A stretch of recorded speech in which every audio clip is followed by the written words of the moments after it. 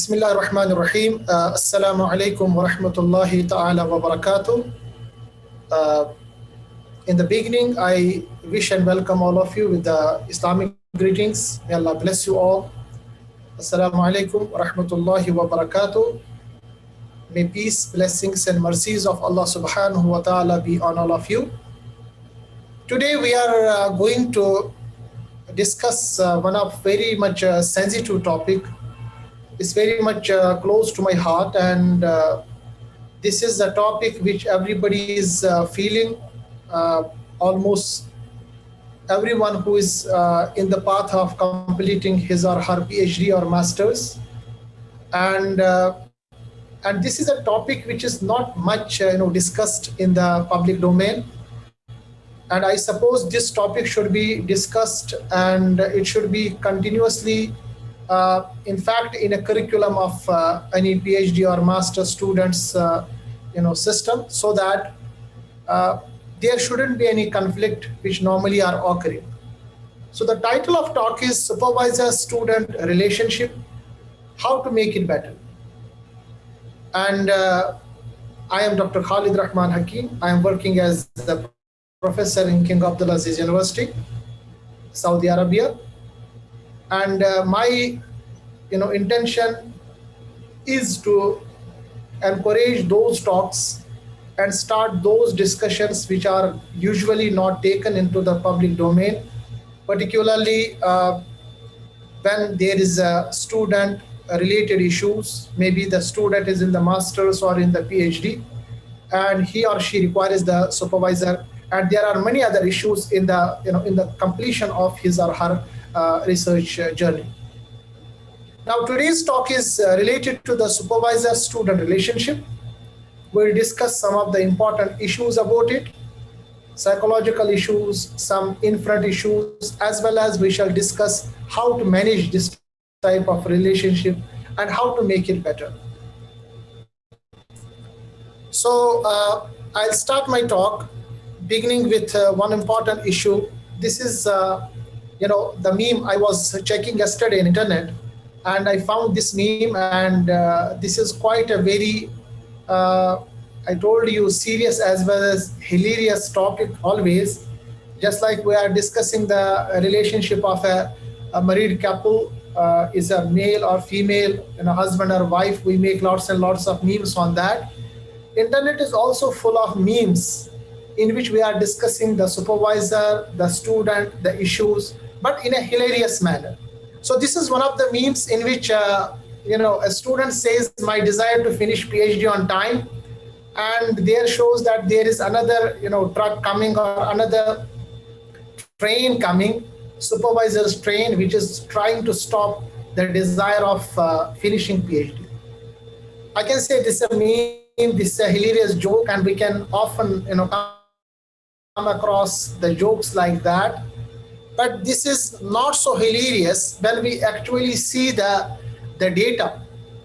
So the data is really scary. These are some of the news which are not so old, and we come across all together, maybe not in the public domain directly in the journalism patterns, but we can found mostly often in the social media network. Sometimes it comes in the public domain in the newspapers and others. For example, recently there was a news of a suicide of a doctoral student. She commits suicide in Karachi, and one of the famous scientists was her supervisor. And it is known to me the supervisor who was there, who was alleged, who was harassing her by different means, particularly challenging her PhD and not letting her finish her PhD on time. So finally, she couldn't find the way, and she committed the suicide. Although it is always discourageable, one shouldn't go so far. And in our community, in our areas particularly, we found that these cases are increasing, maybe not related with the PhD, but related with other psychological issues. Similarly, this was the talk of the Pakistan. Now let us take the talk of India. We have IITs which are taken as the epitome of excellence in India.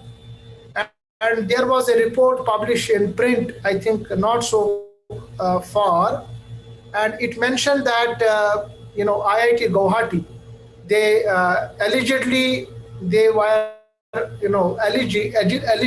got this information or put this information on public domain, that they are driven to the suicide. And it means their mental level is so much checked, and their mental level is so much taken into consideration, so that they are not able to complete or and supervisor relationship. And when we discuss this issue, it is not from one way, rather it is a two-way traffic. This is another story in which Los Angeles, this happens in US, where the student have killed their supervisor. So I must say that there are two-way traffic in which the conflict is so much, the relationship is not managed in a manner so that these drastic steps are taken from both the directions. And this drastic step taken from one end to another end, it is not justifiable. And the reason why this is happening is that the society is not discussing these issues. We think and we thought these are simple issues, these are very lame excuses, we shouldn't discuss all these things. Universities, they don't encourage to discuss on these and on such topics. But I feel these are important steps and these are important issues which need to be taken into consideration. So while showing you 2-3 pictures, some may claim that this is some exception, this happens everywhere. You cannot find a society completely out of all these issues. You can find the society, even it is we can say the perfect society, but these issues might happen. But if you take the data, I was searching for the data, and it was an alarming data, in fact, which shows that there is a depression, continuous depression and continuous anxiety among the PhD and postdoctoral researchers throughout the world. And the data suggests that mental health of PhD students, it showed that 32% are likely to develop depression. Although there are a number of reasons for it, I will discuss those also, but more or less they are linked with the relationship with their supervisors. So 32%, can you imagine? This is not a single digit number, or this is not so much less that we can put it in the negligible corner. This is a considerable number of students which come in the pinnacle of academic career, what we call as the PhD, but they found this type of depression. Similarly, it was a survey in 2016, and I am very much what I can say sure that this data might be increasing in 2019 or 20. So 2016 survey found that 41% of PhD and postdoc were anxious, whereas 39% were depressed. So you talk to any supervisor, you talk to any student, particularly in the PhD or in the postdoc, you find that this or that way he is depressed. Sometimes we don't know that we are depressed, particularly in the Indian and Pakistani scenario. But if you go to outside, they are so much liberal in saying all these things that we got depression. And the cause of depression is because of this. Sometimes the depression is direct, sometimes it is indirect. Okay, so sometimes we got depression from home, but its background, if we check, the depression is basically from the university, from the college. Okay, so mostly I told you these things are not coming in public domain. You couldn't find this in news. In 2013 and 2014, similar studies were found where they says that 1/3 of postdoctorate as well as doctorate students, they were struggling their mental health. So because I am a person now who has been in both the sides. So 10, 12 years before or 13 years before, I was in one side of the corner, one side of the balance, where I was myself a student completing my master's and PhD degree. Then after 12 or 14 years, now I am on the second side of the balance, while I am the supervisor now. Under me, I have the students. So this is a very sensitive topic. Okay. But I need to balance. I have found that it was a depressing time, and I am as a supervisor finding it to my students that it's a depressing time. So that's why this talk is important. Let us discuss why this depression occurs and how this student and supervisor's relationship, how it should be better, and what are the issues which normally are arising, and how these issues will be solved. So this is basically the important issues and important points to be discussed in our talk.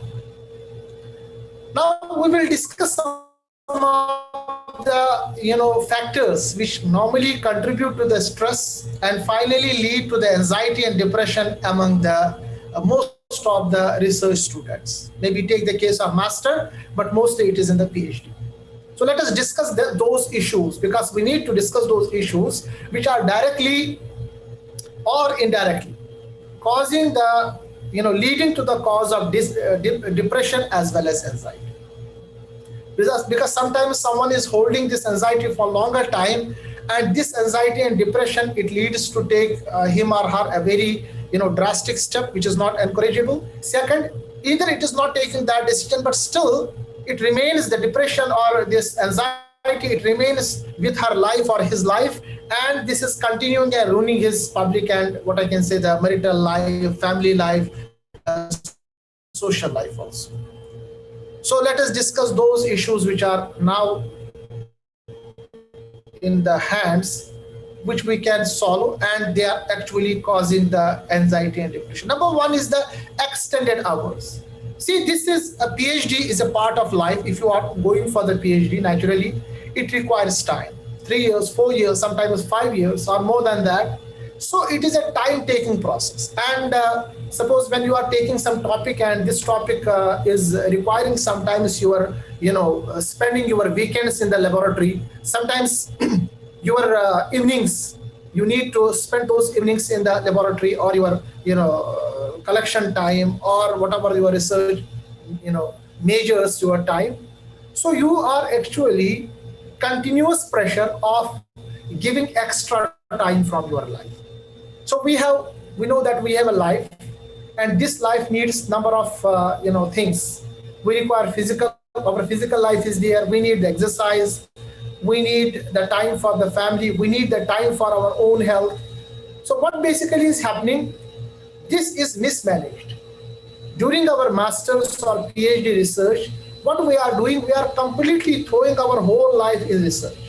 And we are thinking we are becoming the big scientist, and we are not encouraging it. We are not taking it from our internal self, because more or less, mostly the people which come in PhD, they don't come in PhD by their choice. They come by their compulsion. And this is, we need to agree upon it, because you will not get the job until you are the PhD. You like it or you don't like it.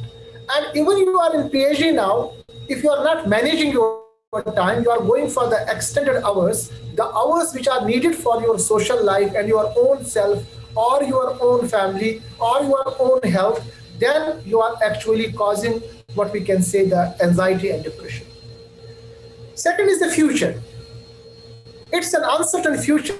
You see, even you have a PhD, and I have my friends back home, they mostly send me the message, I have completed my PhD, I have completed my this degree, and this paper is this is there, but we don't get the job. This is causing the worrying. This is actually frustrating the youth. They says we already have this much of degree. We are in the completion of our degree.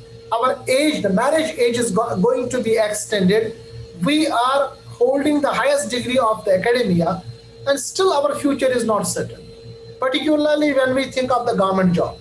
I think the people with me now, they agree with this term that government job is nowadays a taboo.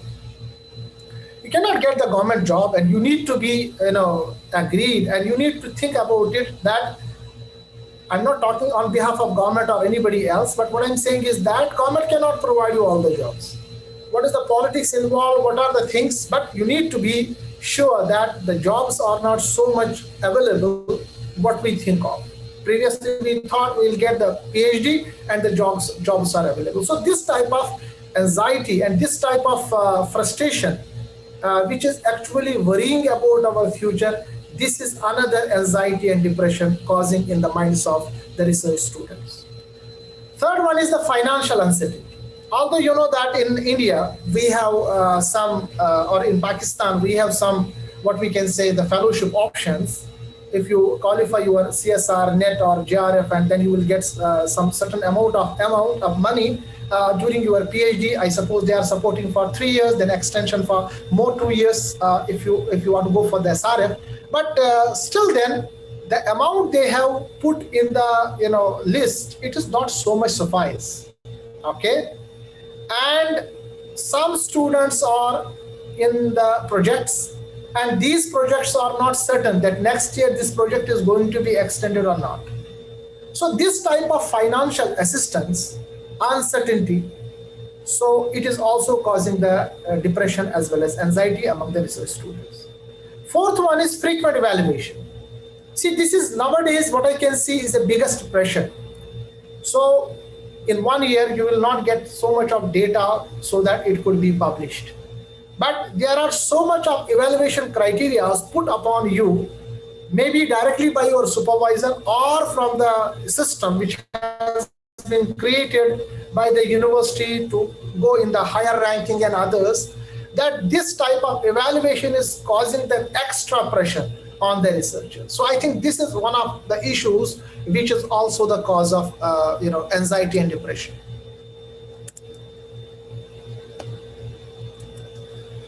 After that is the competitive atmosphere. Although we know that the competition is always good if you take it in the positive manner, but mostly, in our scenario, in our cases, we found that this competition is taken as negative. So this is creating jealousy, envy, and this is creating lots and lots of pressures on the researchers. Okay, my student got the paper and your student didn't got the paper. Or my student bring this fund and your student is not bringing this fund. So this type of anxiety, they don't understand this issue that, you see, the project and project bases are different. Some are directly relevant to the public and society. Some are relevant to some things. Some are directly with this subject, which is a need of an hour. Some, even though it is very important, but it is taken for the longer beneficial for the society. So this is not answerable, and this is not considerable by the what I can say direct supervisors or the university. So this causes this competition, and this competition particularly on the basis of resources, because the resources in the universities and the laboratories, they are scarce. So this is also causing lots and lots of tension and anxiety in the public mind. Sixth is the management style. See, in the university, when you are going for the master and PhD, naturally, you are not directly controlled always by the supervisor. There is bureaucratic system in the laboratory. So lab culture is different. So there the senior says, I am the senior and he is the junior.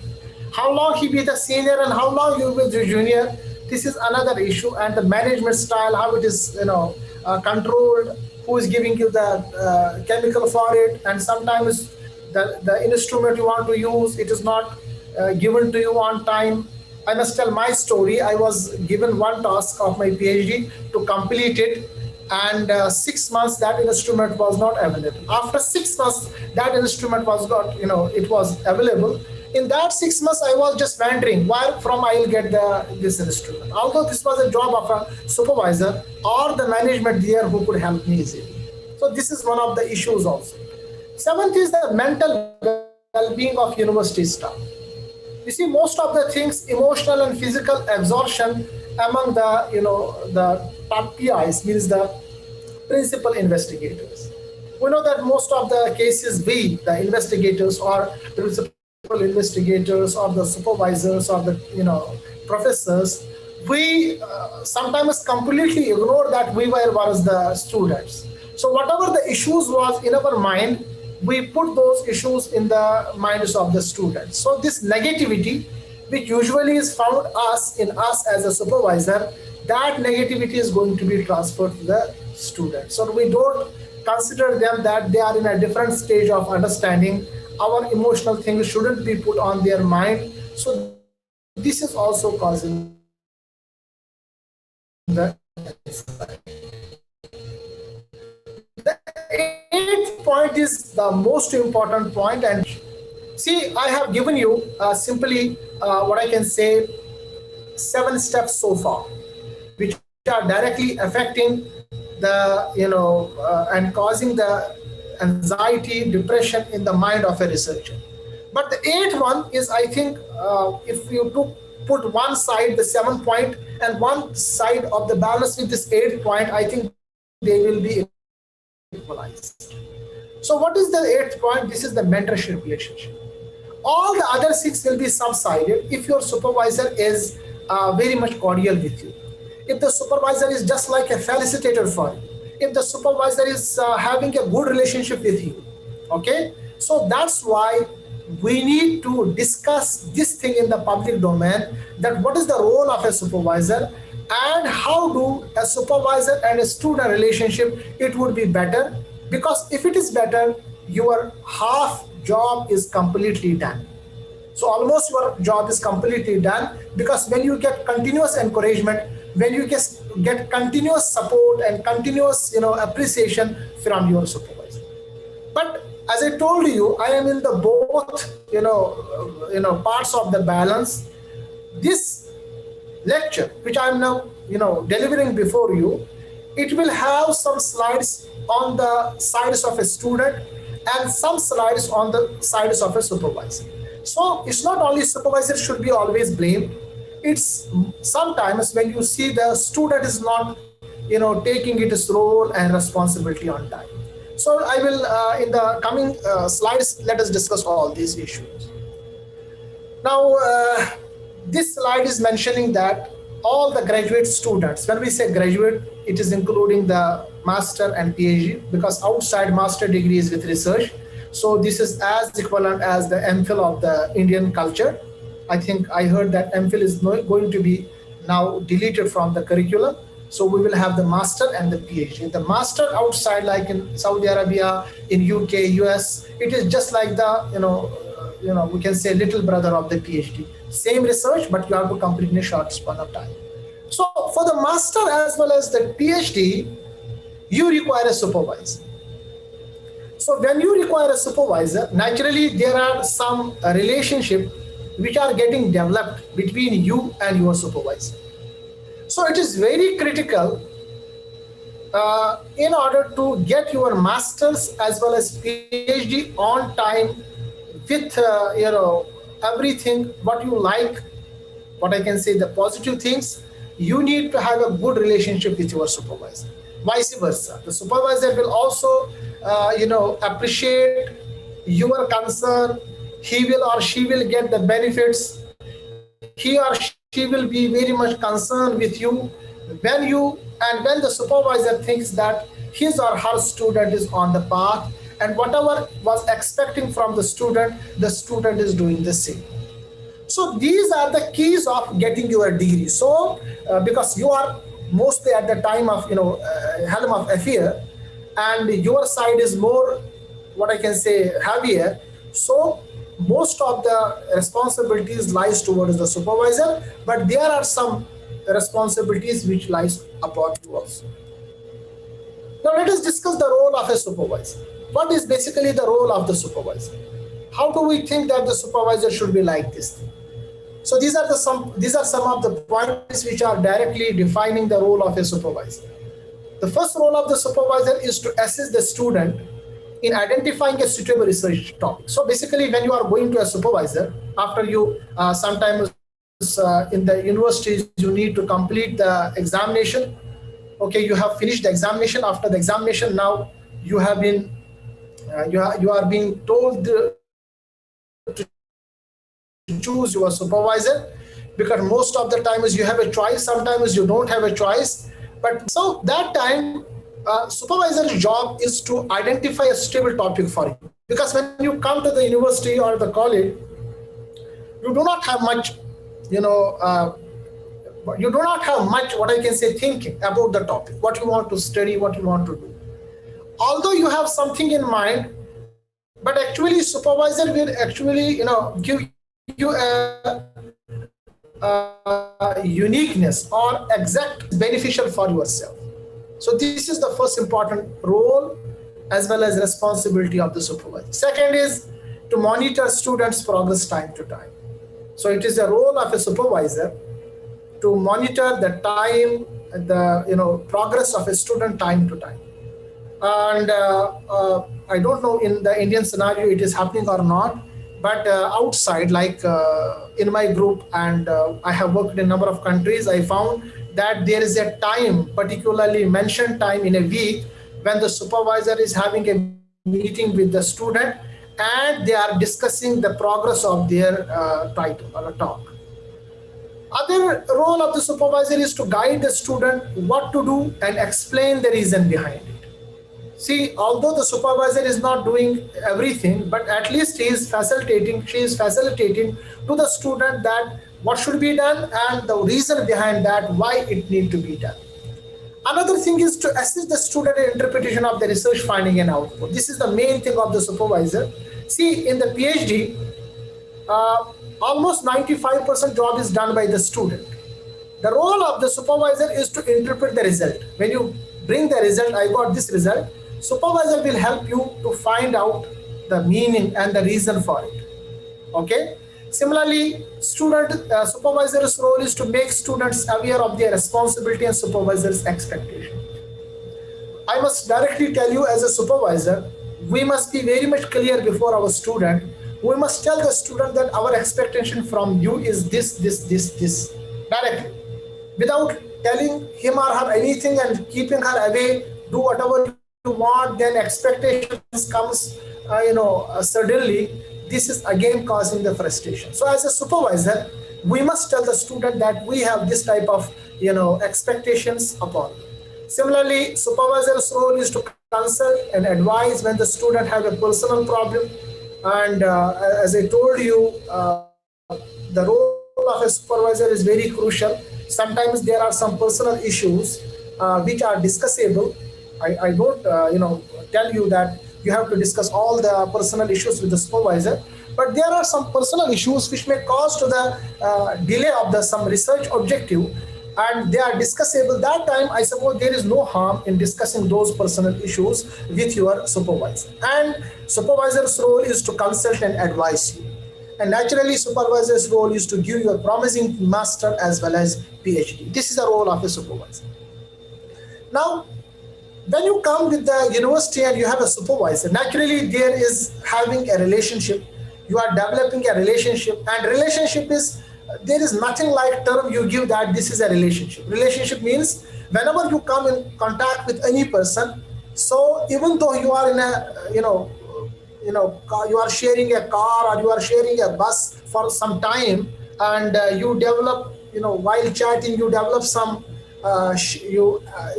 what I can say, develop certain ideas, or you share certain ideas with your friend or whosoever is in your next seat. This is also a relationship. So relationship means anything which is coming up when you have some some role with the other person, like supervisor and student. Okay, what is the role, what is the nature of this relationship? Number one, student and supervisor relationship is just like a junior colleague in the research. Suppose take the case of myself. I always take that this student who is coming to me is my junior colleague, because after some time he is getting the PhD, me and himself, he will be in the same line. Yes, I have the experience, I will be ahead of him in number of things, but we are the same, we are running in the same race. So there is nothing that I am going to go ahead with him and he is keeping outside, or he shouldn't come in my bar. This is completely I think wrong thinking. We should take it as he's our just like a junior colleague in the research. Hence the relationship between the student and the supervisor, it is unequal. I'm not saying this is equal, this is unequal, and this is hierarchical. Means I am at the higher level than my student. He requires to take the experience of 10-20 years to reach myself, naturally. But the relationship is just like a junior colleague in the research. Another important issue is that one is mentoring and another one is getting mentored. So both have the expectations, both have the responsibilities from the relationship, and both are getting benefit. So while the student is getting the benefit that he is getting or she is getting master and PhD degree, supervisor is also getting the benefit in terms of papers, in terms of research ideas, in terms of project funding, as well as in terms of student completion. So the supervisor is actually playing many roles at a time. So as a student, we should also agree this thing that the student supervisor is taking number of roles at a time. Sometimes the supervisor is acting like a boss, as a company boss. Sometimes he is acting like a teacher. Sometimes he is acting like or she is acting like an advisor. Sometimes a father or a mother. Sometimes a friend. Sometimes a principal investigator. So what I can say, a good supervisor should have all these roles, in his mind. And supervisors' roles, I told you, is getting to be changed. Sometimes a father, sometimes an advisor, sometimes a friend, sometimes a boss. Number of relationships we are seeing in the society. So these roles of a supervisor, this is sometimes causing the conflict. As a student thinks that yesterday my supervisor was just like a father, but today he is just like a boss. And student thinks, why this is a mood swing? Why there is a change in the mood? My supervisor is not only like father, he is also the boss. If he take like a father, then my PhD or my master will not get ended on time. So this is one of the single point I'm emphasizing here, that a supervisor has multiple roles to choose and multiple roles to perform, and these are causing a conflict. So we should also get, because in our home also, if we have different persons with different roles, naturally you may like some role, you may not like some role, so you will get the conflict. So getting the conflict is not an issue, but managing that conflict is the important thing which I am discussing in coming slide. Okay. Now, this is one of the things which sometimes I hate, but sometimes I need to put it on the table before the public domain, that there is a supervisor classification. That supervisor is a human being like me, like you. Everybody would be the supervisor after some time when you are completing your PhD and you are settled in some university. So there is a category of supervisors. Sometimes you have the supervisor, you won't find him in the laboratory, nor you will find him in the office, nor you will find him somewhere else. We call him professor, never there. Some supervisors, unfortunately, we must admit it, that we call them as slave laborers. There is no research in them. They ask you to do this job and that job for their own self. This is a document, please submit it there. This is my letter, please put in the post office. Although this is discourageable and this is not very common nowadays, but still in our Indian and Pakistani scenario, you can find it there. There are some supervisors which thought that they are the Einstein of their time, and since 1995 they have done the work. After 1995 they didn't do anything. We call them as the professor or doctor, no new ideas. Some professors are changing direction. Suppose they will tell the student, do this work. After 1 year, no, this is not giving you anything, go to other way. After some time, no, go to other way. So this is another type of supervisor. Why I'm showing you this slide is that because as a student, to avoid the conflict, the future conflict, and to avoid the anxiety and depression, you need to choose the right supervisor. So this is the category of supervisors I'm telling you. Some are doctor lone worker, we call them. They don't believe in collaboration. They don't believe in putting their effort with the others. They don't believe in taking the help from the others. They says we are the lone worker and they are getting the salary, but the ultimate sufferer is the student. Some are, we call them a doctor overbearing interferer. Always he is overbearing. Why are you doing this thing?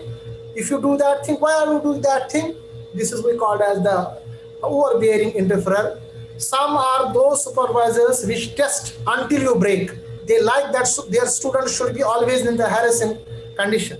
I will not tell you any university where it is happening. This may be any of your universities, you are the student of there, but unfortunately this is there. I have seen some of the students in some university, while they are just so much frightened that they are just like in the cage, just like the animals. Their supervisors thought or think that if you do this type of pressure on the students, they will be in the discipline. Rather, they are putting in the depression and anxiety, not in the discipline. Some professors are what we call them as perfect supervisors, but it is very, very slow, and I'm not myself putting in that category because I cannot myself say. It is the student who has to decide whether it is there or not. Some are, we call them as never satisfied. You give them the Nobel Prize, they say, what is this? This is just a bronze piece. Some are happy to be the manicure. They like when you give them the good names and good words, doctor, you have done this and that thing. And some professors, they think they are in the different planet.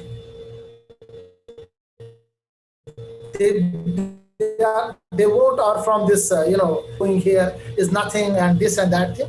So as a student, you should think that the supervisors are humans. So whenever you have to choose the supervisor, you have to choose, just like we are choosing our life partner, and we are taking number of considerations for that. You also have to take considerations, okay? Whenever you have a choice to choose the supervisor, because this is ultimately a, direct, what I can say, a relationship with your future research, with your conflict, or with your depression as well as anxiety, if you have chosen the supervisor correctly on time, because we have a different category of supervisors. Now, how to pick a student as well as supervisor? So this is a balanced way. As I told you, I was as a student, now I am a supervisor. Now, what are the 2 points from the point of view as a student and from the point of view as a supervisor? How do a supervisor thinks that this should be my student, or how this student should choose his supervisor? Number one, due to diligence. The first preference should be given to diligence. The second preference is do the research, look at publications. If you want to choose a supervisor, little bit go for the Google or check his publications, whether his publications are coming, whether publications are there, how frequently he is publishing, and where he is publishing, whether the publishing in a good journal or a PDT journals, whether he is going for the conference presentations, where from these conference presentations where they are local, sometimes they are publishing only local. So it is a job of a student to choose the things before choosing the supervisor. And asking the questions, you can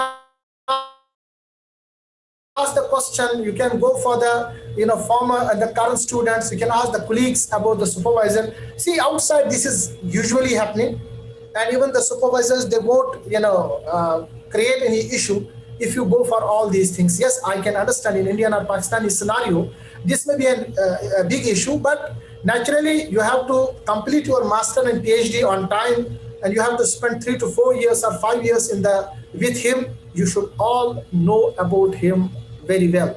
Similarly, supervisor is also liable to ask such questions, not in that completely fashion, but little bit down. But supervisor is also considering all these issues. Similarly, talk to several potential supervisors. So if you have a chance, just book before you say that I want to go with the supervisor for this PhD or masters, you should go and you should have a chat with them. You should understand them very well and go in with eyes open. Don't get influenced by someone's smile, because you don't have to work with him for the smile. You have to work him actually in the research. So check with your eyes open. And sometimes you think that the supervisor is very nice, but he may not get me a complete time, but I require him to be a supervisor. So that time you can go for the co-supervision also, what we call as the co-supervisor, because sometimes co-supervisor is young, dynamic, he can do much research, and supervisor is there to help in other issues of publishing or getting you a job on time or the research. So these are the things you have to look for when you are picking a supervisor. So what factors do you consider while checking and picking a supervisor, number one is the experience. Expertise is very important. Sometimes you are going for the ocean research and he has not seen even the water. Sometimes you want to go for the botany, plant sciences, and he is the person of sociology. So definitely in the same subject also we have different other fields, and these are some of the issues which are causing the problem. Some of the students from Kashmir, I must tell you, or India, they are directly coming to me, sir, I have a paper, please help me in publishing. And my answer directly to them is that, why not you go to the supervisor? Then unfortunately I got the answer that they don't have the expertise for it. So look this irony, that you are giving 4 years under a supervisor and your supervisor is not having this expertise to, in that particular subject. Similarly, reputation. Reputation doesn't mean that he is very honorable, okay, just like a father, that's okay. Reputation means scientific reputation. So it's nowadays very easy to check anyone's reputation on the Google, put his name, get his publication, get his name in the particular area, and you will get the reputation. Teaching and learning style, you can easily see this factor also in order to consider yourself for him as a supervisor. Expectations, check what his expectations are, because some supervisors are very blunt. They ask that I require one paper from you in a year. Check your also metal, and finally the personality. So personality means whatever he is, he's a gentleman or not.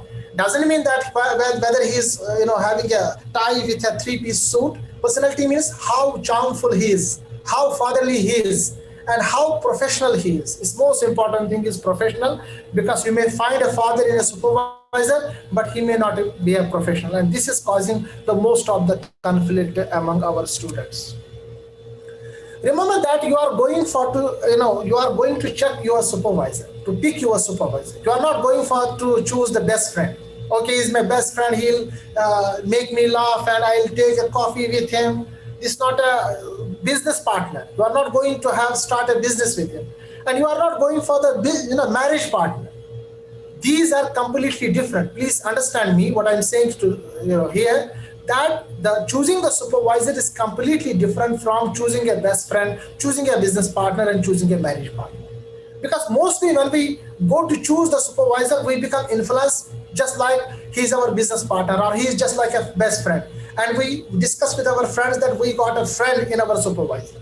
No, my dear friends, this is a big issue, and this is actually causing the conflict. So in order to seize this conflict, in order to break this conflict, in order to settle this conflict, we must think that you are not going for the best friend. Yes, he has to be a friend sometimes during your time, during this relationship. He must be, some type of partner with you. But at the first level, when you are going to choose your supervisor, these things should not be taken into consideration. Now I have talked about the supervisor much. What about the student? We shouldn't keep ourselves completely on a higher level that, oh, we are always good. No, we have also the roles as a student. Number one, research topic must be chosen with the help of supervisor. Naturally, that time whenever you have to choose the research topic, consult your supervisor. Ask him whether this topic is suitable for him, or the supervisor, he or she is capable of completing that specific topic for you. Sometimes this is a choice of a student. No, I don't want this topic, I want this topic, but I want you, the supervisor. That time by compulsion, supervisor says, okay, go ahead. But when you have a choice, when you have any issue, you want to go to your supervisor, you don't get the response. So that's a problem with the student. I told you, you don't have to go for the relationship. You don't have to go for the marriage partner. You don't have to go for the business partner.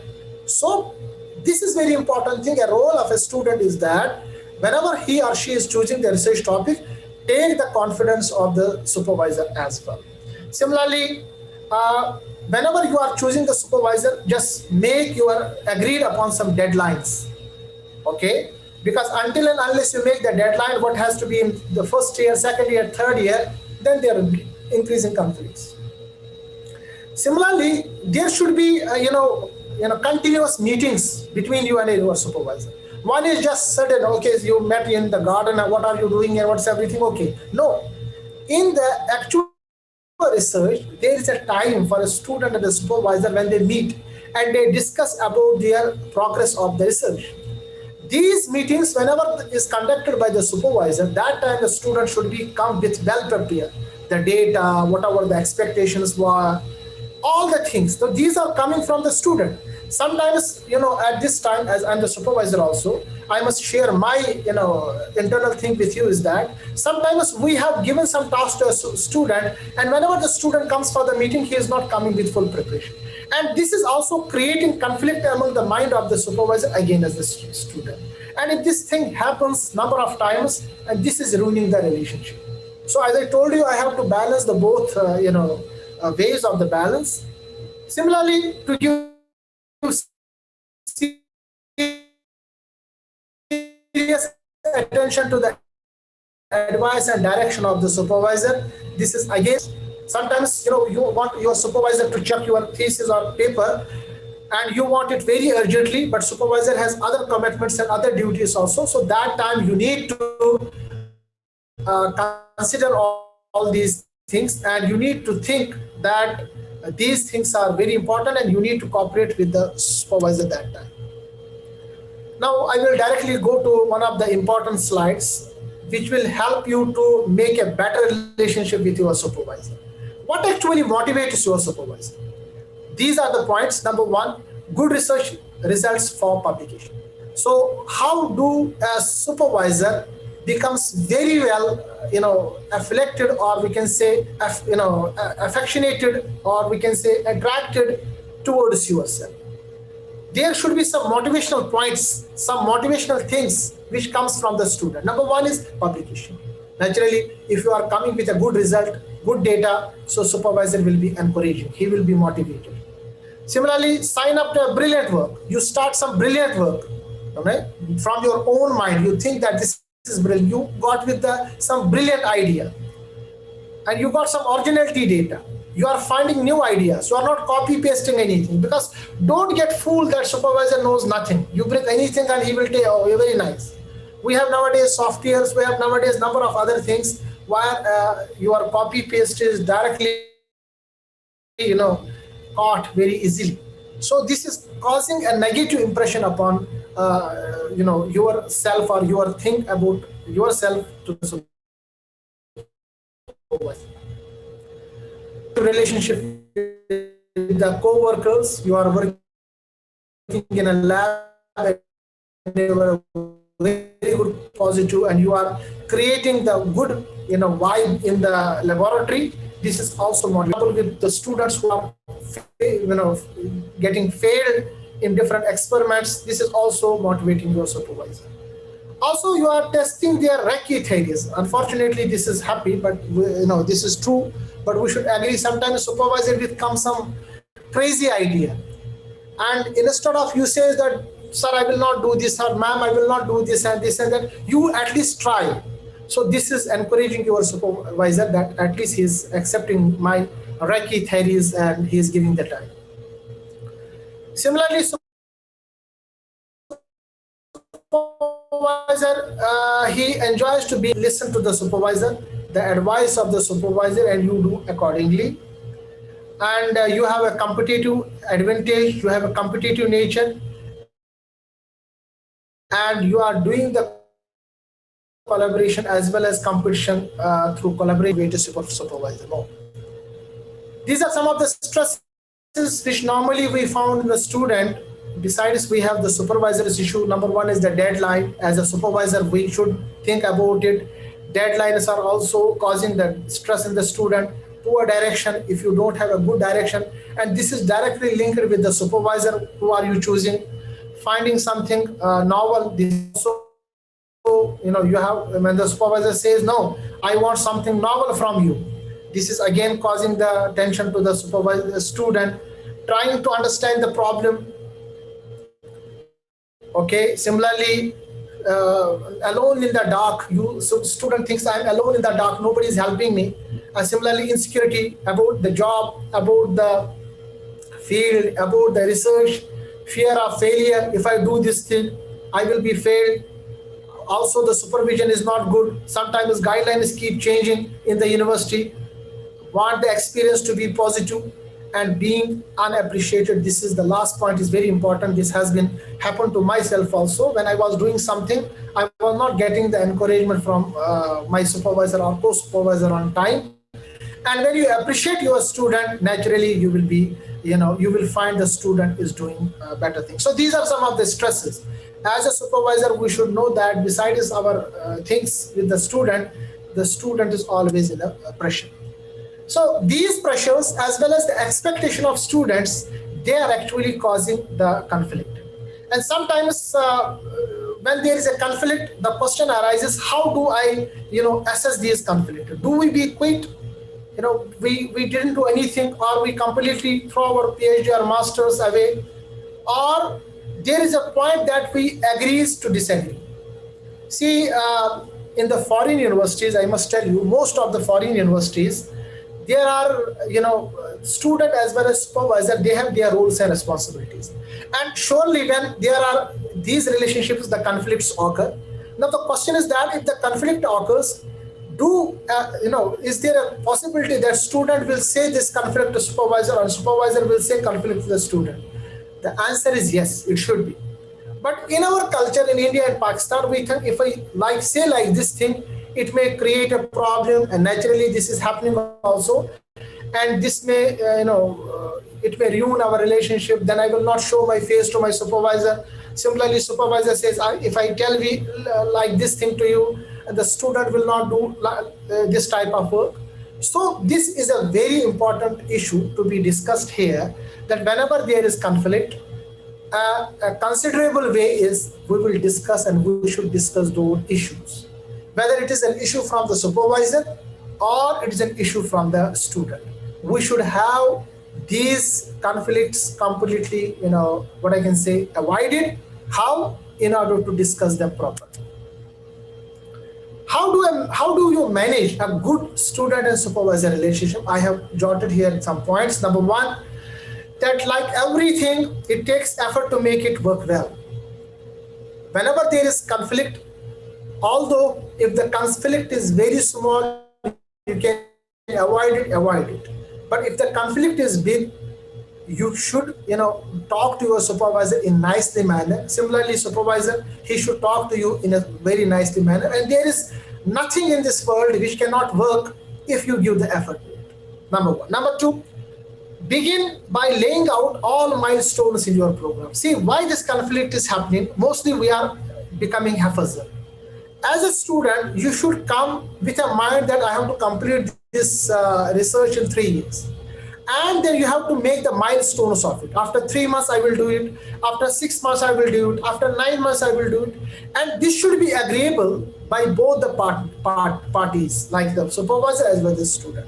Whenever this conflict comes, you can, generously come to your student or a supervisor and discuss with you, sir, we have to do like this thing, and we have not completed this thing. Or you have told me to complete in 1 year, but I am now 6 months, still I have to complete it. Means if you have a milestone and you are following that milestone, this conflict is easily avoidable. Third thing is attach dates and expectations for both. So whenever you make the program, there should be dates as well as expectations for both. When you have to complete it, and what are the expectations from the both, it should be attached to it. Similarly, the expectation should be for both parties. It is not only student will be doing and supervisor will not do. No, there should be the expectations from the both parties. Similarly, it's not necessarily, sometimes you make it some program for your milestones for 3 years of your research, and you cannot, it is the rules, you can change them. That's why I'm telling you, regular meetings are very important with your student and with your supervisor. So you can revise, but whatever the revision are, they shouldn't be like sometimes it is more, sometimes it is less, or one side it is more, one side it is less. Also, you need to keep the tracking of all discussions and decisions, whatever has been taken. Retain all the mails, notes, whatever you have decided together, and send email summaries to supervisor. Whenever you decide something, make a summary of it and send to supervisor. Keep you in a mail box so that you will understand what commitments you both have, and whatever the emails are coming from your supervisors, save them. And don't take anything verbal. Everything should be in mails, the records, not in WhatsApp, because the formality in the mail, whatever the conflict comes, it will be solved when you show each other the emails in a very, very sensible manner. Okay, so conflict between student and supervisor, I told you, although it is rare, but sometimes serious tensions occurs when you are in the postgraduate with your supervisors or your promoters. So these conflicts are whatever the nature, it can be handled very well diplomatically because the relationship with your supervisor is very, very important. So if you are experiencing such problems, what I told you, it is often mentioned them to your supervisor, because sometimes supervisor doesn't know that you are in a tension or there is a conflict or you have some issue. So that's why whatever is in your mind, politely take the politeness, because even though your father is wrong, you cannot say your father you are wrong. You say in a very noble way, because language is important. Your voice is important. You can put your idea, you can ask him that this conflict, I think this is a conflict we need to resolve. Similarly, from the supervisor's point of view, because most of the times supervisor doesn't know there is a conflict. You are discussing that conflict with your friend or somebody else, you are not discussing with your supervisor. So the discussion and communication is important. How to deal with this conflict? Number one, identify the core problem without involving any ego or emotions. Whenever there is issue, you just identify what is the problem. Don't put the masala of your emotions and ego, and this happens also because of this and that. No, what is the issue? Discuss that issue also. Deal with problems easily. Don't let them fester. So each problem can be taken very easily. The words, proper words should be used. The pitch of your voice should be very nice, and the way you are expressing your issues, it should be very well dealt with. Similarly, the issues should be dealt appropriately. Don't start resolving a problem by calling the president of the university. This happens in one of our universities, where the dean or the vice president, vice chancellor, or the president of the university. So how can this conflict will be resolved? So let us take the problem and try to discuss them as easy and as simple level as it possible. But if it is not going to be solved, then there are some other reasons. But what I'm saying is that the first aim is to solve this conflict at a very simple scale, and try to resolve with supervisors directly, with rational arguments, with evidences. Show the notes you have prepared together. Discuss the expectations in this manner with the supervisor. The conflict will be resolved very easily, because our aim should not be to create enmity or create problem. Our aim should be to resolve the issue, resolve the tension, resolve this depression as well as anxiety. So talk to your supervisor, him or on you. Listen the arguments carefully. He is saying something and you say something, and this is creating the shouting argument. No. Similarly, appreciate the obligations of the university. Sometimes supervisor has some obligations from the university that students should do this and that. Sometimes you have some mutual understanding, but university says something which is urgently coming. So you should patiently listen to your supervisor, and supervisor should patiently listen to you. And also, this personal issue should not be override your academic concerns. So whatever the academic concerns are, those should be discussed, not your personal issues and egos. And whatever you are doing, it should be act as professionally, because professionalism should be taken into consideration. Even though he is not to be your supervisor, or there are some times when you don't want him to be supervisor or has to be supervisor, but still then the personal issues should not be discussed, so that even though if you are not student and supervisor, still then you maintain the other social relationships. Now, this is, I think, before the end, I'm discussing you getting help. Sometimes it's not possible you to directly discuss with your supervisor. That time in the university, you have the written complaint section. That time you can go there. But before that, you can send a complaint to your supervisor, third party, in order to resolve this conflict. That time you should have the proper documentation, whatever possible. You have to be professional. As I told you, there shouldn't be the mixture of professional as well as personal matters. Preserve the relationship whatever the possible as you like. And the question is that should I change the supervisor? I must tell you that you can change the supervisor, but it should be the last step. So if you think that now I have discussed with the supervisor, I try to get the help, I bring the third party, still it is not going to be work, that time, yes, you can change the supervisor. But it should be the last step. Remember, this is not encourageable, but as I told you, there are a number of things in, available. But if nothing is workable, that time you can think of changing your supervisor, because changing the supervisor is better than keeping you always in the anxiety, pressure, depression in your mind, which may lead to something bad to your health as well as to your life. Be a friend, be always of pitfalls. If I change my supervisor, what will be happening to my career? But don't become an orphan student. You should be available, the other supervisor should be available.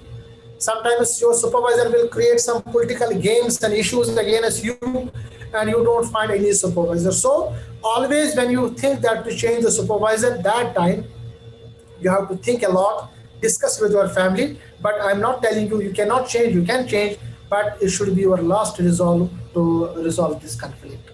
So last two slides. What are the tips to survive during graduate studies? I told you that this is always a tensionable job to survive a master or a PhD degree without any tension, because most of the students which are coming in the research by directly or indirectly from their supervisors or from the curriculum, they are always in the anxiety. So what are the issues? What are the points which make you stable and which resolve the conflict as well as stress during your graduate? Number one, start with a plan. Don't go unplanned. Whatever you have a thing in mind, make a planning and be flexible with that planning. So flexible means, first of all, come with a plan, discuss with the supervisor, and if supervisor says from his expertise or from something, change it on that time you should be flexible.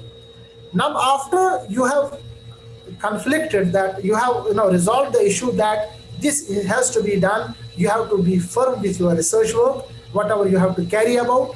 But how do you be firm with your research work? Set the deadline or goals to achieve your research targets.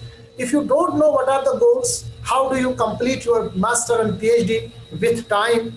That time it will be a very, very tough. So the target and the research target for you is that you should be always having a goal and a research target in your mind. Also, you should know when to stop. For example, you have three objectives. After completion of one objective, when to stop. Because PhD is not a life, remember. You have to stop somewhere. You have to complete the goal and you have to give time for yourself also. And also, when to stop for a short time and when to start a next goal. In between the two goals, there should be short timing when you go to your home, you discuss with your parents, you take a vacation, because these are very, very important surviving during the graduate. You cannot stay in the university, stretch for 3-4 years saying that I will be more productive. No, productivity requires brain breaks. So definitely after some time, take a break so that you can come refreshed. Also, whenever there is issue or conflict, most importantly, discuss with your supervisor. Don't keep in mind, but use the very polite way, use the very natural way, and don't be overrated or egotized from your own ego or personal issues. The last slide. Generally, during the PhD or the masters, you should get enough sleep. So most of the things the student says, I have to complete and I'm awaking late nights and this thing. This is not going to work with you. Remember, I have been in PhD. I have been in active research since 15-20 years. I know that sleep is very important. So take enough sleep, for your research, because this will give an idea. Your brain needs breaks and you should give it. Exercise regularly, because this can relieve the stress. Sometimes we become in the labs for longer times and we don't do any physical activity. This is also creating problem and we are developing some issues in our mind. Eat healthy food is very, very important, particularly those who are in the Indian universities and Pakistani universities. We don't take care of our health. We think that we are young, we can do anything, but in the foreign universities, here they are taking care of their health. PhD will come on time, research will come on time, but your health is more important. Connect with friends and family. Always don't think that you are in the another planet and you don't need the society and you don't need the social backup. Naturally you need the friends and family. Spend time with them, spend weekends with them. Don't think that PhD and research is everything. Get professional help. Sometimes the anxiety is so much, even though you have everything, that time you should get a professional help. Those people who are good in the motivational talks and others, sometimes maybe you require the medical help also. So don't think if I go there and people will say he is a mad person now, he is going to take the benefit. So whatever the people are saying, they must say and they will say it, whether you like it or not. But what I'm saying is that these are some of the things you have to take. And finally, make time for things you enjoy. During the PhD, during the master, it is not the end of the life, because people, they are not, what I can say, they are not holding it and they are not able to tackle it very well, and finally leads to very disastrous results like suicides and others, and lots of brilliant minds they lost in the middle. They thought there is nothing, and they finally take a very drastic step, which is haram from the religious point of view also, and also which is not good. Life is very much ahead, and this is a tension and anxiety of 5 minutes. After 5 minutes of relaxation, if a person who has already committed the suicide, if he will talk after he committed the suicide, is what it was good or bad, he definitely will regret the decision. But as we know, the life comes one time, so he does not have, or she does not have one more chance to come in the world. So with this I think I have ended, and you can go for the further readings about this conflict and how we can solve these conflicts. I thought this was a very important task, and this was a very important points which need to be discussed. And with this I thank you all for your cordial attention and very nice presence. So I deliberately make it a very short gathering of 10 to 15 people only, because if we have more people, non-serious people, they don't take it further. But after this, by tonight or tomorrow, I shall put this online in my YouTube channel. So for those who you want to wish with, to share with, you can share there and you can check it again, whatever you have missed. I suppose sometimes there was some connection errors. So if you want to listen it more, or you want to understand it more, or you want to contact me, there is my email ID. We can contact. I'm not a psychologist, so the professional help cannot be given by me. But whatever I have discussed here, this is my personal experience, since I have been from both the sides of the balance. I was the student also. I am the supervisor now also. So whatever I felt there should be discussed, and I have discussed that. So thank you very much. But I found that there are some chats. So I feel that if suppose somebody wants to discuss, or somebody wants to, ask a question, is always welcome. You can ask me the question, or you can discuss. We can discuss many other things. So one by one, you can unmute yourself also if you wish. Parvez Saab has, I think, yeah, go ahead. Yes. It was a very nice talk, sir. Thank you for this information. But I'm not a PhD scholar, but I have, I can smell these sort of things that you mentioned in our universities and in Kashmir particularly. So I would like to ask you, what shall I do if I find my supervisor a very rude kind of person? I mean, what in a most humble way, what should I do to make him understand and help me out? See, as I told you, the most important thing is that we must discuss, we must talk. the power in talking and communication is very, very high. And we usually ignore this type of concept. We keep prejudice, we keep ego, we keep number of issues in our mind, and we thought that yes, this is the end, now we cannot resolve this issue. This happens in all the relationships, be it with the father and son, be it with the husband and wife, be it with the spouses, be it with the student and supervisor. Usually the problem multiples when it is not discussed. Sometimes you have some issues, you think that it's a rude, but maybe he's not rude, he has some issues with you also, because we need to be balanced in judging a person. So whenever you discuss with a supervisor, discuss in a polite manner, take the time, and whenever you discuss with your supervisor or would to be supervisor, let us see what he is or she is saying. Sometimes he might not know it, but if this is, you think that he is not taking it otherwise, there are other means and possibilities. I have given some of the points here. That time you can use a third person, or you can directly go to the universities, also have a complaint cell. That time you can make a complaint. But these are the later stages. The first stage is that start the communication. Don't keep the things in your mind, take the prejudices in your mind that whatever I discussed and that's the final end, there is no other way. So this is my, I think, suggestion about it. I think there is sister Shabila. She's raising her hand. Yes, sister, go ahead. Yes, sir. Assalamualaikum, sir.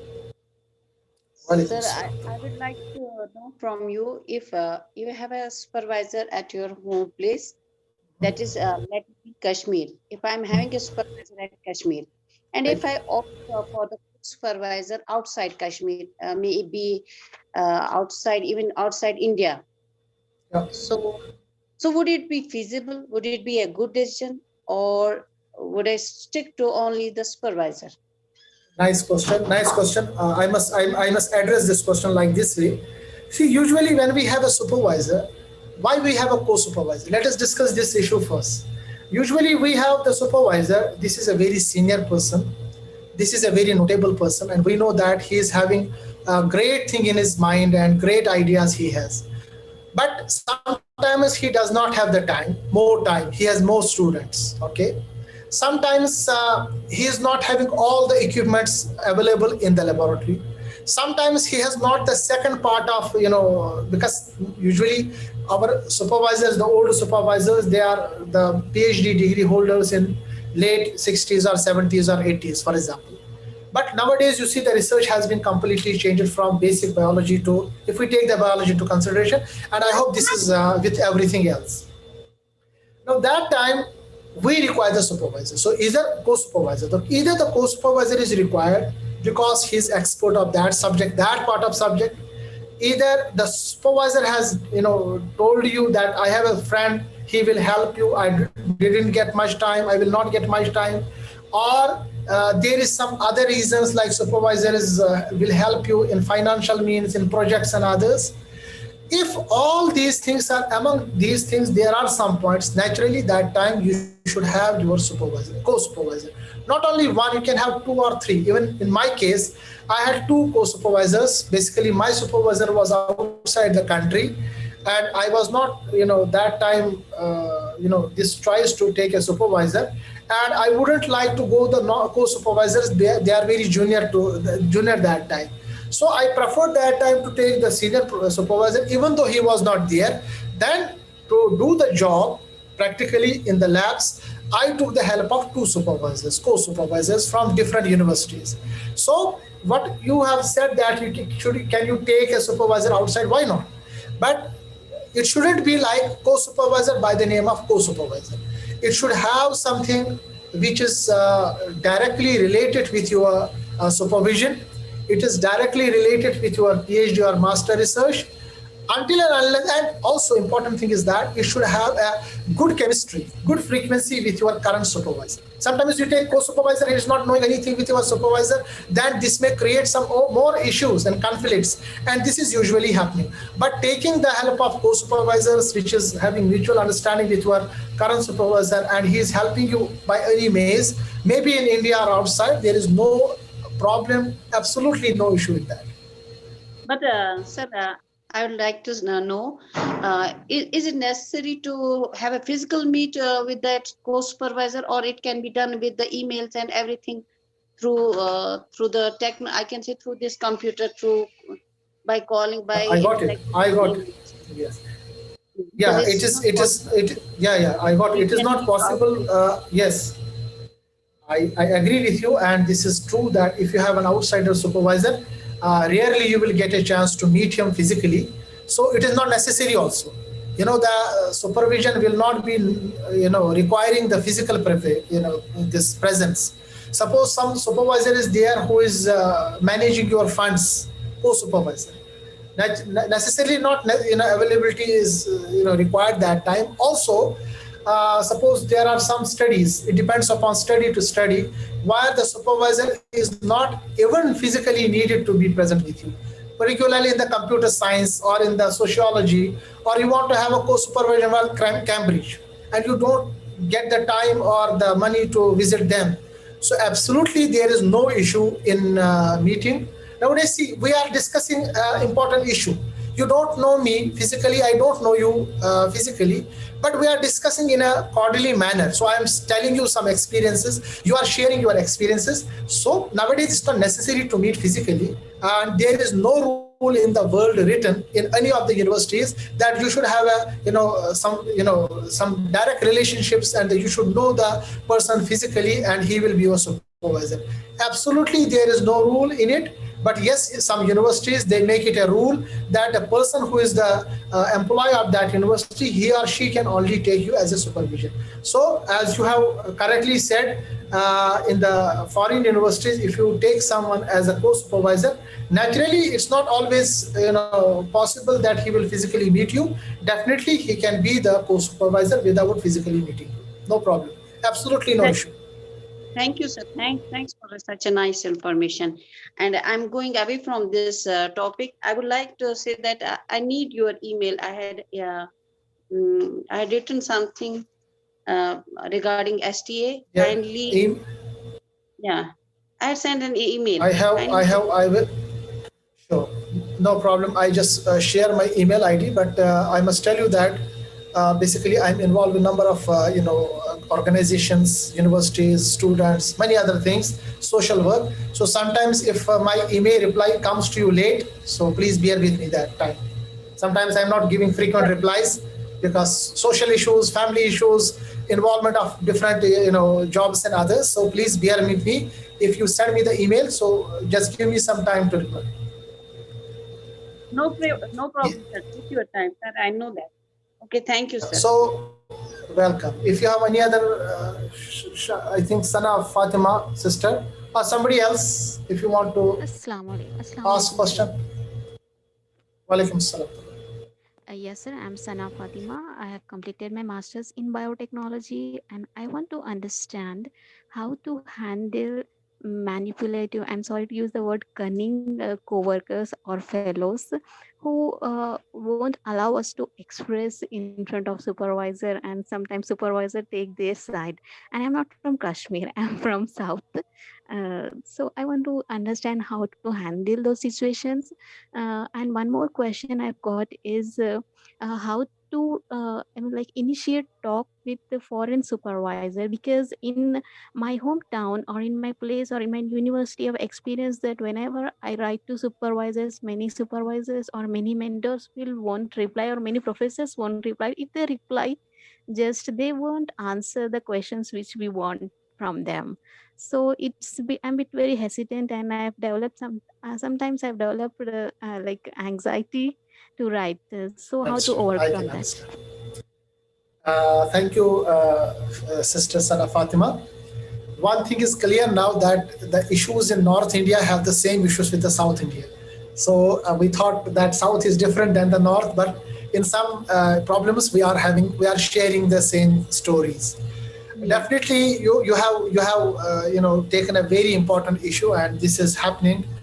And when were asking, giving your question, I was remembering my past. So this was happening here again with me also, and that's why I was smiling and still smiling. So, see, the problem with this jealousy factor or envy or ego, it's there. always when you are a junior and you come in a lab and you are doing some good tremendously, your seniors most of the times, not always, but most of the time is they got this feeling of jealousy. They got the feeling of jealousy, and they thought she or he is our because whenever you get appreciation from the supervisor and others to be kept away, this is creating a sort of a problematic relationship, negative, what I can say, competition among the colleagues. So here is actually the job of a supervisor. Definitely when you have a kids, for example, we have 4 5 kids, and you appreciate one kid and keep other kids away and scold other kids, this is creating an issue with the other kids, their siblings, that they can plot something against their own brother or sister. Similarly, this is happening there anyway. So this is a social issue. This is one of important social issues which are always creating problems in our society. And this may be happening whether you like it or you don't like it. What is the possible solution? Possible solution is to be very good with your colleagues, because goodness is bearing the goodness. Whenever you be the good with the people, you are naturally bringing the goodness in the society. Yes, sometimes negative environment is so much that your positiveness is coming very feeble or feeble manner. But when you do good thing and you try to be good as possible with others, I hope one time will come when they realize sooner or later that yes, she or he was a nice person, and with this nice personality, you can change the culture there. But still, there will be some percentage, percentage of people who will still think the same way as what you are thinking about. So in order to avoid it physically, what we will do, you can directly call to ask your supervisor, if you have a supervisor now, whatever you want to appreciate, don't appreciate in front of others. So you can tell like this way, or you can ask him like this way, appreciate in such a manner that others will not get outsided. This is one of the ways, because when people will think that yes, she's just like us, we are getting good things, we are getting bad things, and others are like getting the same thing. So maybe this is one of the ways they will be away from the jealousy, from the ego, whatever they are getting created from your praise when you are getting the praise from the supervisor. There is some generation gap. Sometimes senior is there in the lab for 10 years. He has already the conflicts and issues with the supervisor, and you are just 1 year old and you are getting the appreciation. So this is quite normal. But as a suggestion to you, as our religion is also talking, goodness is bearing the goodness. So do the good with whatever you have. So good vibes are always coming to the lab, and you will get the goodness in it. But definitely, if you have a time and you have a chance, we will discuss with the supervisor that appreciation should be for everyone. Or if you are commending something, very good job, you should get the appreciation, not in everyone in front, but in the private, so that maybe they'll not get the jealousy of yours. But with the time, inshallah, when you have a positivity, when you help your colleagues, and they will find it, she is actually the good things doing, maybe inshallah, I hope they will get it positive. Number one. Number second, you discuss about and that's true, I am also getting number of emails and requests to join the lab. See, outsiders like we, everybody is having some limitation. We cannot take as much as possible. We wish, but we cannot take. So we have limitations. Suppose I must tell you that before 3 years, we were having a choice of taking as many PhDs as possible as the supervisor. But now our rule comes, we can take at a time only 4. So even though I have my own others, I have to left them until and unless I'm not complete. So most of the cases, this is happening with the supervisors. Sometimes supervisors, they don't have funds. At other points, supervisors, they might be so much busy, they don't get the time to reply. Sometimes they completely miss your email. And sometimes you become so much informal with the writings. You doesn't mean you, Sister Sana. You mean somebody else. Become so much informal in writing that the supervisor becomes internally, egoistic. She's writing like this way, he's writing like this way. And also, politeness with to the point messages, it is always bringing some fruits. Although it is true that whenever you are applying, you are not getting the reply. Sometimes you get the reply in negative, sometimes they don't reply at all. But this is what is happening. Most of the time is they are busy. Most of the time is they don't have studentship or the fellowships. Sometimes I don't have the studentship, but I don't like to tell no to the person. So, but I don't think that if I say no, even the student is waiting for my. So sometimes I write no, sometimes I don't say anything. So the student thinks that I am egoistic, although I don't have that power to take you or take others. So first of all, you should be in positive mind and apply as many positions as possible. And there are two types of fellowships where you can apply. One is directly available with the supervisor or the university. Other is you can apply for the independent fellowship. That time you can ask the supervisor, I wish to join your lab, I have my own independent fellowship. Like TOAS is there, Third World Association of Sciences. Similarly, we have Commonwealth Fellowship. We have many other fellowships. We have particular fellowship for particular country. You can apply, and whenever you get the fellowship, it becomes easier for the supervisor to take. Okay, and also you should be active in sending the emails to the relevant person. For that, I suggest you to take LinkedIn very seriously. Facebook is not so serious for the research community. Similarly, WhatsApp and others, LinkedIn is very important. Since I become active on LinkedIn, I think 1 year before, so I found LinkedIn is better for the professionals than the others. So you don't lose your hope.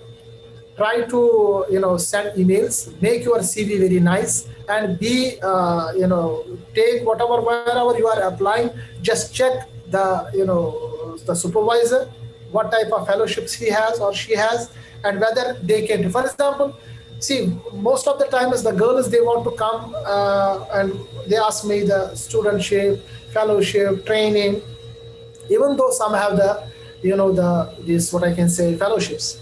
But to be frank, we don't have here joint boys and girls. We have we don't have co-education here. We have separate boys and separate girls. So I cannot take the girls even I wish, because I know they are more laborious, they can do much work. So this is sometimes the problem from our side. We cannot take it. So that's why before getting this anxious nature or depression or think negatively, you should also take it positive, that might be the supervisor or wherever I have applied, he didn't respond, he didn't got my email. You can send the next email, you can remind in polite way. But if you are not getting the reply or response, you cannot stop it. You should continue it. You should continue it with the other fields, with the other supervisors, with other countries. So don't lose your hope. This is my suggestion. And inshallah, I'm coming. I have already given one talk on how to pursue the this foreign fellowship. This is available on my YouTube channel, Dr. Khalid Hakim. So on that YouTube channel, you can check my talk, how to get the fellowship, because these talks I'm usually giving. So today was a different talk, and that talk was different. I hope this is the answer to your questions. And now we have Dr. Asha Nabi. Welcome. Dr. Asha, if you have any question. Yes. Sir. First of all, I would like to thank you for this wonderful talk.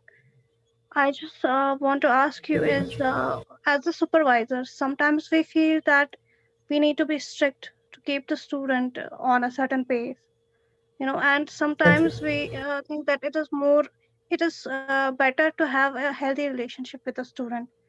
I want to ask you how to manage this balance perfectly. I think you are the supervisor also, and this was a right question on right time, because we were getting the perspectives from the student. Now let us think what about the supervisors, as you are and I am also. See, that's why I showed you one of the slides in which a student supervisor has many roles at a time. The student supervisor will be sometimes like a boss, and he should be like a boss. Sometimes as a parent, like a father and a mother. Sometimes as a friend. Sometimes just like a PI, that we have some deadlines and we have to complete it. And sometimes be like a very low level student type. It depends upon the nature of the supervisor and also the behavior of the student. So if you think we have one example here in Arabia, they says whenever you think that the people are going very easy, they become so much lenient. Just that time, be the powerful, and just pull the rope on their necks.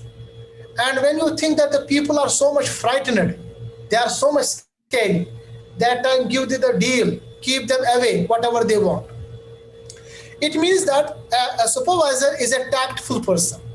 A supervisor should not only have this role that he's a good researcher, but also he should be a good, what I can say, social person. Like doctor, like MBBS doctor, we know that he is giving us the medicine and this and that thing. But I think you might know it that MBBS and during MBBS they are also taught a subject they call it social medicine. Social medicine doesn't mean that they have to give some medicine. Sometimes they have to play with the tactics of the mind of a patient. Sometimes they have to just give the confidence to the patient. Sometimes there is no absolutely no physical problem with the patient, but patient needs a psychological treatment. Similarly, a supervisor, as we know, the supervisor, usually we should be a cordial, a very humble, very nice with the student. But sometimes if we think the student is taking what I can say negative of it, or student is making very much themselves lenient and they are not taking the issues very strictly, that time we have to be the strict also. So discipline shouldn't be always compromised with this that he's a rude or she's a rude person. Discipline is a life. And suppose, for example, when we have given the job of doing something on time, that should be done on time. You can that time be very angry with the student if the person is not doing the thing good or bad. We can also threaten the student like I'm doing also. That's why I'm telling you, I cannot say myself I will be judged by the student. But what I'm saying is that we need to be balanced. I'm not a good supervisor if I will be only a good friend. No, because if I be a good friend, I will ruin the career of my student. I have to be PI. I have to be a boss. I have to be a boss. That's why while we are telling while we are mentioning that as a supervisor, what are our roles and what are our responsibilities, we should also give a lecture and ask the students to know their responsibilities, to know their rules. Sometimes we tell something the students to do. Suppose I will give my example. I told my student to write a book chapter. I gave him we discussed about it. I told him, show me the progress. After 1 week, he come with nothing. And I thought I discussed with him. I said, what is happening? Whether you have some problem with the English or you don't understand, and gave him full treatment 1 hour, very nicely, politely. Next week, he came without anything. So then I told him, what is the problem? Why not you discuss it? And then I put my other student to discuss with him separately. He was his friend. I told him, let us discuss with you. Maybe he is shying or he is having some issues with me. Let you discuss with one another. Even third week, he didn't write anything. So that time you have to be a bossy. Until and unless you will be a bossy, you will not get the time. It's not a friendship relationship. I told you in my lecture, it's not like boyfriend and girlfriend relationship or marriage relationship or like business relationship.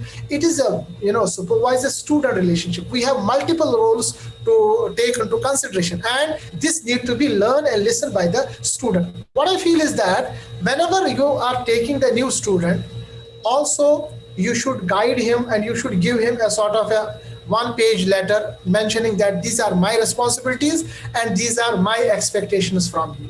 Or there should be periodical lectures. What I suppose is that when I was in Malaysia working there, we had their communication with the students. They have one, they make it one, I think, center in the universities where these talks were very common.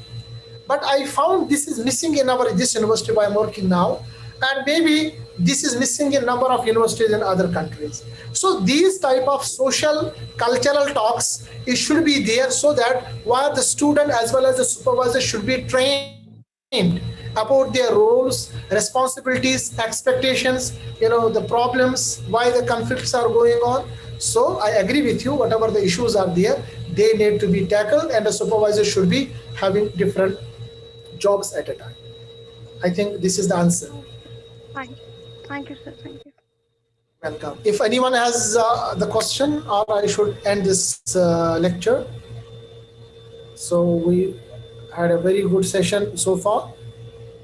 So anyone from else you have a question, you can ask me before I sign off.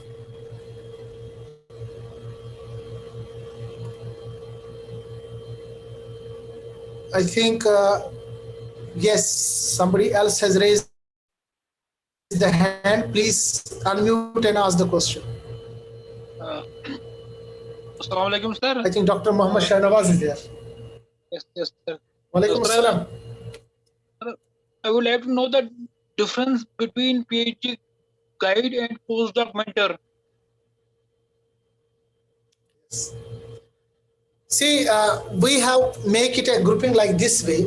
In the master, in the bachelor, if you have some, for example, you have some uh, during your master, you have some what I can say, some project. During your bachelor, for example, you in a bachelor, you have some project. We think that 90% is done by the supervisor, 5% is done by the student. In the master, 50% is done by the student, 50% is done by the supervisor. PhD, 90% is done by the student, 10% is done by the supervisor. And postdoctorate, 100% is done by the postdoctorate. Mentees is there only to mentor you, to facilitate you. Rather, he is using you to guide his own students. You know, he may get your help to write the proposals. He makes you by de facto a supervisor to his own students. So postdoctorate is basically not a studentship, it is basically a big job. Rather, in outside universities, it is considered as a, the academic position, just like the academic position. So mentees is just this time, just like, he's not a supervisor, he cannot supervise you, but naturally he is keeping view on your research, on your ideas, on your datas, on your plans, what you want to do, what you want to have in your mind, how you can proceed, how you can help him in helping his own students, how do you manage the lab. So basically mentees, there is a term which has been given above the supervisor. So here he is not supervising you, he is keeping you away, rather he is taking your benefit for his own self. So this is what I supposedly have understood about the word is mentees. So there is no supervision at all, he is not supervising you, but he is taking the benefit of you in completing naturally. But he is the person in the particular lab. Sometimes he may with you discussing about the new topic, about the new idea, about the new project, or taking your help, taking your idea. So this is what actually is the job of a postdoctorate. And most of the cases, postdoctorate is considered as a faculty member. He's not considered as a student anymore. Postdoctorate, most of the labs, whether it is in the India or outside US or England or all the Western countries, they put it a word postdoctorate, but basically he's the lab manager. Most of the students under his lab, they are taking the benefit of him, and supervisor is becoming very much at ease by getting the benefit of the postdoctorate. I think this is the answer to your question. Yes, sir. Again, Okay. Sana here, sir. One last question. Okay. Yeah, this might be the off topic, sir. I want to understand why in our education system or in curriculum, it's not included that our student won't understand what is research, what is research paper, like review paper, who can write it, what is conference paper. Until and unless we show interest, no one tells us how to write this, what is index, what is book chapter. We have to ask to our mentors. So why it is not included in our education system?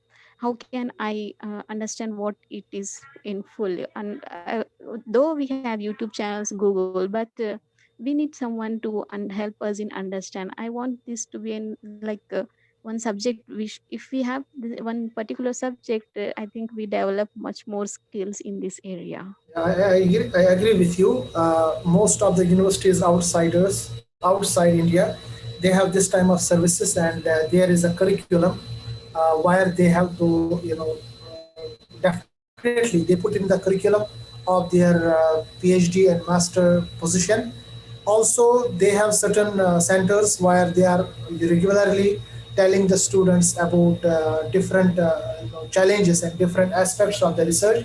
Like in our university at King Abdulaziz University, we have a center, and sometimes some experts, we are going to talk on different issues, like this type of issue, mentor and mentee. Like we have how to write a research paper, how to write this and that thing. Uh, it should be. What I'm saying is that it should be in every university in India, and I suppose this is going to be happen soon because of the new regulations by UGC. They are focusing on writing the papers, and naturally we need to focus upon it, because unfortunately, with certain times, due to certain bad politics, our universities are not keeping the pace with the outside universities. But since the time is going very far, and also globalization due to this internet and other ages, nowadays it is an urge by the universities as well as the colleges to let the students know about the trends of the research, the publishing, and other things. I hope it should be taken up by the universities soon there. In other universities outside, they are already doing all these things. So it is not a big job to tell a student of master outside what is a research paper, how to write it, and how to this and that thing, because they have the centers for it. In India, some universities, some research institutes, they have it.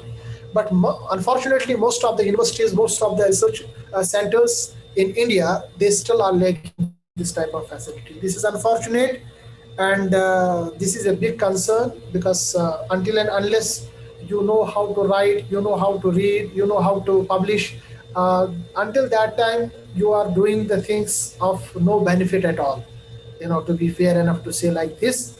So but the things are changing. Maybe I think Dr. Shahnawaz will agree with it. Like when I was in master and PhD, that time the scenario was not so much fully bloomed. But after 10 or 15 years, I think much progress has been made.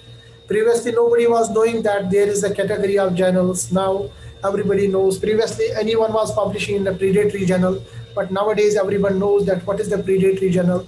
Most of the people, and they knows what is the UGC care list. Something more are coming in future. Hopefully, the future should not be like this much of darkness. But yes, I agree that in Indian scenario, we have this thing lacking, and we hope and wish that this should end very soon. I think Bilkis Fatima sister has also written something. I will read it and before I finally wind up this talk. So she is writing that in Kashmir scenario is different. Mentee-mentor relationship is far concept here. Mentors we have in universities don't even know who are we mentees. Yes, this is unfortunately very true, Sister Bilkis. This is true, and this is what I agree with you, that unfortunately this is happening. There are a number of reasons for you. For it, one reason is that the lack of exposure. Number second is that we don't have much permanent positions. New faces are not coming in the universities. So most of the things, the universities are controlled by the old-fashioned ideas. Even though the new people are coming there, but they are following the old-fashioned ideas. And unfortunately, in some of our universities, the supervisors think now, they are the gods. So they have everything in their hands. They are not treating their students very well. I have this type of experience also. So unfortunate, this is only the unfortunate I can tell you. But we should raise our voice. So my whatever concern, whatever I have talked today, it is one of the aim is also to just raise some of the issues in our society related with the subject of PhD, studentship, fellowships, writing papers, what should be the relationship and others, so that at least from myself as a person and as for our group Kashmir Guidance, we shall start some initiative to at least start rational thinking in our universities and colleges, so that this monopolizing nature, the egoistic nature, and this world godly nature should be completely changed. Dr. Vakil Dar is writing, one issue right now I am facing and feel helpless in this regard is that family had submitted her thesis 17th August 2020 till no one. Yes, this is another issue, my dear brother Vakil Dar. Undue issues are there in our valley also, and in India particular. Suppose if somebody has submitted the thesis, see 1 year or almost 1 year is now going to be, why her thesis or his thesis is taken into not consideration? What is there in the thesis? So I'm getting the thesis 1 week is quite sufficient for me to read the thesis, even though I'm busy. So I don't feel why we are taking the thesis for longer time, months and months. What will be in the thesis? As a researcher, I know what is in the thesis, what is the problem, what should be the points. But keeping the thesis, number of political issues are there. I must not comment for that. And also other things are there. So may Allah help us. I can also only say like this way. But this is really a very important issue we have raised. And unfortunately, this issue should be resolved. Yes, Dr. Vakil, any further things you want to add? Hello, Assalamu alaikum. Thank you for such a wonderful talk. And just now, I can say that there were many questions. They were very interesting questions related to research and academic as well as future programs.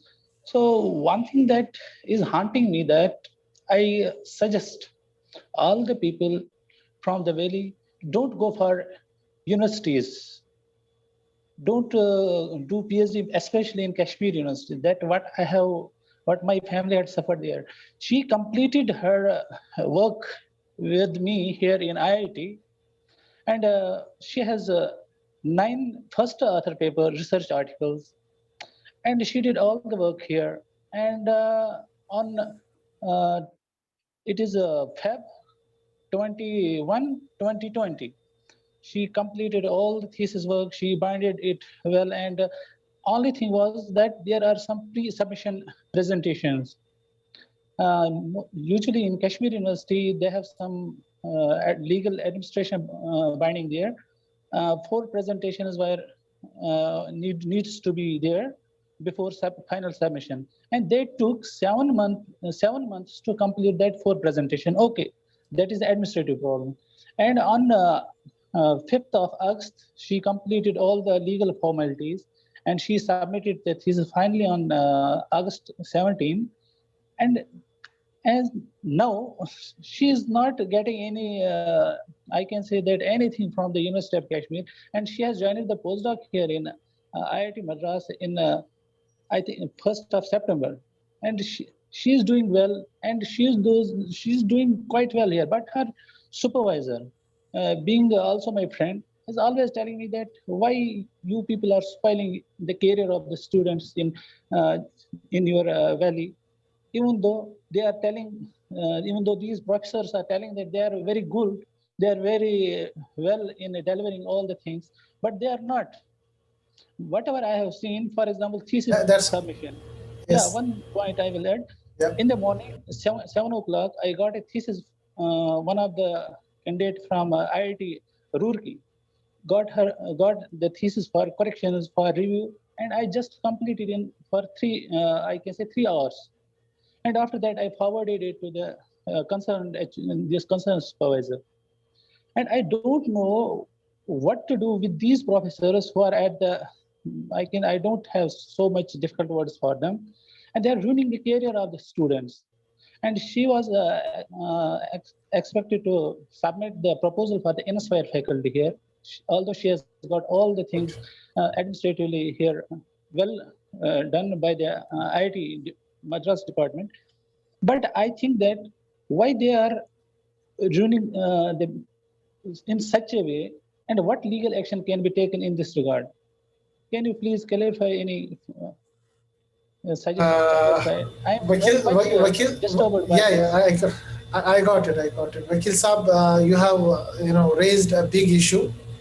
And first of all, let me place a disclaimer here that we are not going to take the problems of any university here. I must agree and I must not agree with all the points which have been discussed here regarding any university. Basically, there are issues with the universities. Almost every universities have some issues, and sometimes it depends upon a person to person. As a supervisor, they are taking the issues likewise. So if suppose we discuss here a case of Kashmir University, might be this is a problem of a particular supervisor or particular division or particular department, and might be this is not possible for other departments also.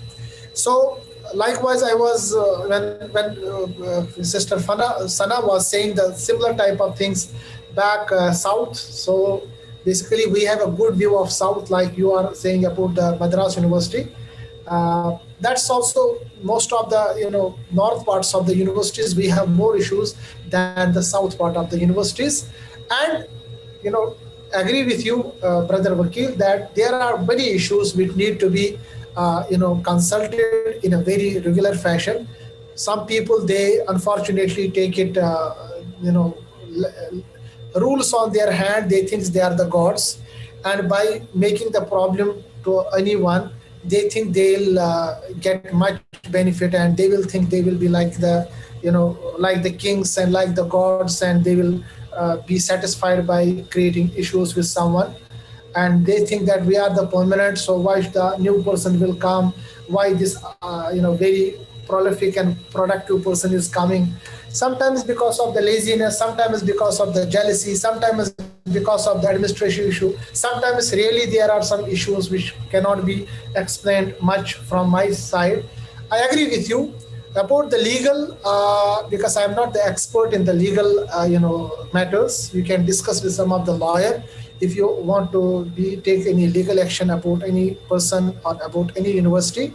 But as a fact of matter, I must tell you that yes, whatever you are said, I have completely experienced, even myself as well as my other colleagues, and from good universities we have already experienced this type of behavior. And like you are directly related because your family is getting affected like this way. Similarly, my many friends, they are also complaining, and these are actually creating the anxiety and depression. So this is one of the issues which I agree. There is absolutely no iota of doubt about whatever you have said. This is correct. And sometimes, see, suppose this happens because she was your family, and mashallah, you are there to console, and there are some alternatives. So this type of issue, as I think you have joined a little late. If you check, my first slide was about it. The lady in Pakistan, a very nice lady, I must tell you. Maybe it's available here. There is one bad news for us. This lady in Karachi, she has wonderful research, and she has lots and lots of papers and other things and good papers, and she finally committed suicide because of the same issues, whatever you are saying. So I have gone through this that. is this is unfortunate. This is unfortunate. So this shouldn't be happen. This shouldn't be happen. And if this is happening, this is unfortunate. So what about the legal actions you have to take? I think you should go with the what I can say, the legal expert, who's legal expert there. But I agree with you. University to university, area to area, person to person, the matters, they differ. And whatever you said, this is happening with myself also and my other colleagues also. This is true. Yeah, I can add here that her supervisor is very gentle. He's very honest person. I cannot tell about that supervisor that he's a bad person or bad supervisor. He's very gentle. He's very honest, and he's very dedicated. Whatever I was suggesting the topic about the research, he was accepting. Okay, it is okay. And whatever I was telling that we need to go through this way because it is a future of energy resources in the world, across the globe, and he was accepting that. Yeah. He was telling that I can only assure you the guidance, word only guidance, but you have to yourself do the guidance. I told, okay, I will do all the things. And he was appreciating all the things, and he was accepting all the things by his heart. But only thing is that he's himself helpless in front of the administration. You are right. So this is another point we have come here. So not only it is the supervisor and student, there are some other issues where the university management is involved.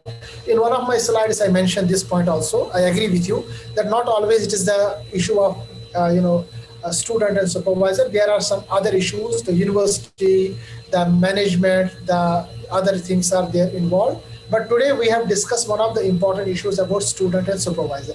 Some other issues like you mentioned, I mentioned in those some other issues which are creating anxiety as well as depression among the students. We hope that inshallah this will be solved soon, and we hope for the best. And I suppose already we have taken much time. Thank you all for your questions. Yeah, thank you very much. And for this wonderful talk and wonderful discussion. I appreciate, and inshallah in coming week, Saturday, we will take some other topic related with our research and studies. I hope that you will enjoy that also. So this video will be available after some time on YouTube, my channel. Inshallah, you can go there, or you can send the link to this link to the persons who are concerned and might be they require this type of help. Thank you very much all. Thank you very much. Assalamu alaikum wa rahmatullahi wa barakatuh.